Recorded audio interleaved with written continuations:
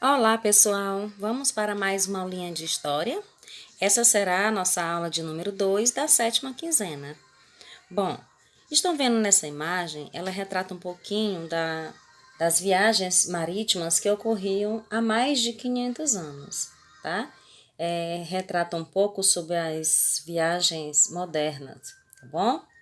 Então, as viagens marítimas da época moderna eram longas e cheias de perigo. Entretanto, sempre havia quem aceitasse participar desses trajetos, porque apesar da incerteza dos perigos, havia também a esperança de lucro que garantiam uma vida melhor do que a que era levada na Europa.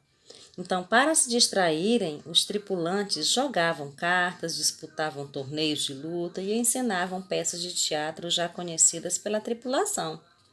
E também trechos bíblicos. Instrumentos musicais podiam ser levados a bordo e sempre havia uma oportunidade para cantar e tocar. Além disso, aconteciam missas com frequências durante as viagens. Mas não foram só coisas boas que aconteceram, não. Então, para acompanhar, eu sugiro que você pegue o seu livro na página 62 e 63 e vamos iniciar nossa aulinha de hoje, tá bom?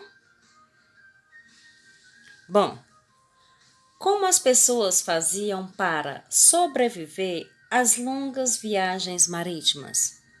A rotina nos navios durante as longas viagens realizadas a partir do século XV era muito difícil, além do longo tempo em alto mar e do trabalho quase ininterrupto na manutenção da embarcação. A tripulação tinha que se preocupar com a alimentação e com as doenças que a vitimavam, tá bom? Bom, os alimentos frescos, incluindo animais vivos embarcados no início da viagem, não duravam muitos dias. Os demais alimentos secos, como carne salgada, bacalhau salgado, né, que é um tipo de peixe, frutas secas, lentilhas, eram armazenadas em porões, abafados e úmidos, e muitas vezes apodreciam. Era muito difícil pescar em alto mar.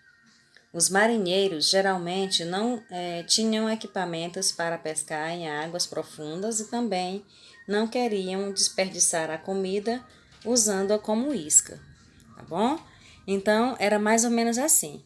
Observem aqui as embarcações, né? Como é que eles faziam muita gente durante essas viagens. E a gente vai conhecer um pouquinho agora com relação o que eles realizavam, as tarefas diárias que eles realizavam durante essas viagens, tá bom? Como as pessoas faziam para se alimentar. Durante a viagem, o principal alimento consistia em uma ração diária de cerca de 400 gramas de biscoito seco, feito de farinha de trigo e centeio.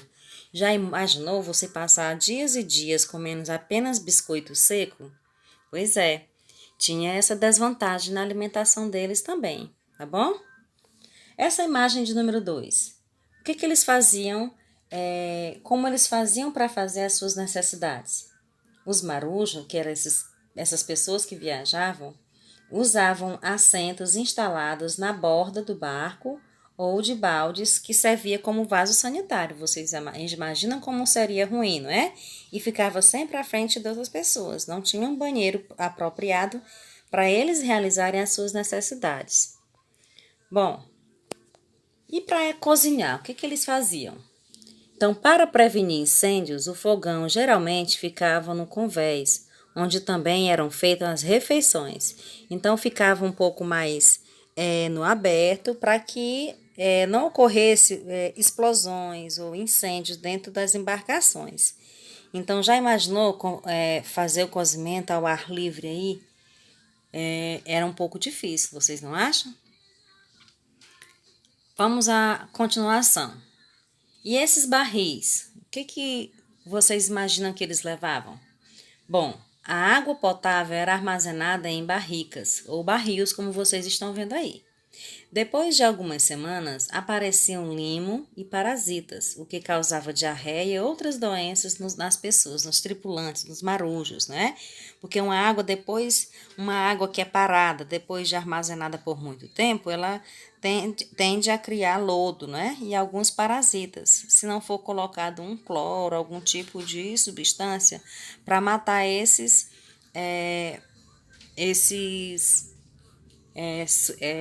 seres que aparecem em água parada, desculpem, que aparecem em água parada, tá bom?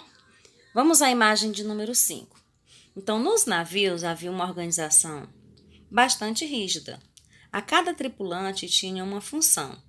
Havia o capitão-mor, os nobres, os especialistas em navegação, o mestre, o contramestre, o piloto, o escrivão, representantes da igreja e centenas de marinheiros, tá certo? Então, aí nós temos alguns representantes dessas viagens que ocorriam. Na imagem de número 6, havia poucas formas de lazer, durante as viagens longas, tá? Jogos de carta eram o preferido deles, tá bom? Também tinha leitura em voz alta, tinha rezas, dramatização de histórias populares e de eventos religiosos, como já foi falado anteriormente, né? Alguns que sabiam ler faziam a leitura da passagem da Bíblia para passar o tempo. Havia pequenas missas, né? Algumas celebrações religiosas dentro das embarcações, porque na realidade essas viagens elas duravam muito tempo mesmo, e acabavam acontecendo inúmeras coisas que eles faziam para passar o tempo, para que as viagens não ficassem muito monótonas, tá bom? Bom, apenas os nobres, capitães e religiosos dormiam em camas. A maioria da tripulação, ou das pessoas que lá ficavam no barco, dormia ao relento, na popa ou no convés do barco. Observem aí como essa imagem como mostra algumas pessoas lá no relento do barco, do navio, não é? E as pessoas mais importantes que tinham grandes cargos, eles ficavam nas camas, no quentinho, né? Bem mais aconchegante. Então, essas viagens, gente, como já foi falado, eram bastante longas. Elas tinham muitas atividades a serem realizadas até o seu destino final, certo? Até chegarem ao lugar onde era planejado, tá bom? Então, nós temos como sugestão de atividades apenas 3 questões. A primeira diz o seguinte: como era a alimentação da tripulação? A questão de número 2: como as condições de alimentação e higiene afetavam a vida da tripulação? O 3: pesquise se o cotidiano das embarcações atualmente mudou se já é possível, por exemplo, pescar em alto mar. Será se as viagens que ocorrem hoje em dia, será se é da mesma forma como ocorria há anos atrás, mais de 500 anos atrás? O que será que mudou nessas viagens? Então pense um pouquinho, resolva essas atividades, tá bom?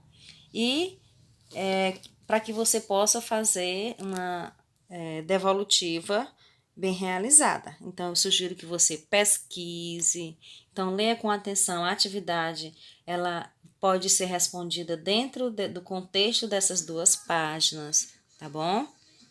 Então, verifiquem aí as imagens, verifiquem aí um pouco sobre a reação, a cada imagem você faz uma leitura de imagem, para que você possa estar realizando essas 3 questõezinhas e me mandando a devolutiva, tá bom? Então, nossa aula vai ficando por aqui. Eu espero que vocês façam uma boa atividade, tá bom? Releiam mais um pouquinho, pesquisem, assista ao vídeo novamente para que você possa me devolver tudo direitinho, tá bom? Até a próxima aula.